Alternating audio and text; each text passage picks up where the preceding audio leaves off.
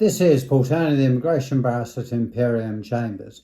Today I'm bringing you some absolutely excellent news which applies to those people who are non-EU nationals who care for British citizens and who are particularly on the 10-year route to settlement, which is obviously a very long time. The potentially fantastic news for non-EU citizens who are carers of British citizens is that they might be able to use the EU or EUSS laws and appendix to get indefinite leave to remain in 5 years or even as less as 2.5 years following a recent court case decision. However, this needs to be done very quickly as the deadline is the 30th of June 2020, so it's not that far away. Basically, if you are granted 2.5 years on the basis of the fact that you've got, say, a British child and you're a non-EU national, then you could get indefinite leave to remain much quicker. This is vitally important. We're doing it for a large number of applicants. However, despite the fact that we've got a number of applicants, we have made extra resources available and we can get this done very quickly. The background to this change, because it's obviously a very important change, it is the issue, or rather the case that's come out recently, which relates to Zambrano carers, which follows on from my video last week. Recent case law has provided some very welcome news to Zambrano carers, which are British non-EU nationals who care for British citizens, that they can now apply under the EUSS settlement scheme. The case of Akinsanya confirmed that the Home Office have been wrong to exclude such carers under the EUSS. In essence, the immigration rules were found to be unlawful.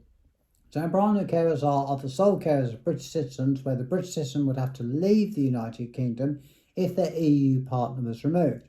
In practice, this appears mainly to be single parents of British children. With the EUSS closing on the 30th of June 2020, there is a request for a deadline to allow Zambrano applications to continue. This is ongoing and I'll obviously bring you more news up to date. The good news is that people that have been granted leave on the 10-year route and have to renew it every 2.5 years and have a British child, no matter really how they got it, will be able to switch to the 5-year route following the new case law. Even if you are already on the 10-year route and on your second 30-year month visa, this new case law means that you should be able to transfer to the 5-year route and get your indefinite leave very much quicker. Not only will it be quicker, but you'll also be saving yourself thousands, potentially tens of thousands of pounds in Home Office fees and immigration health surcharges.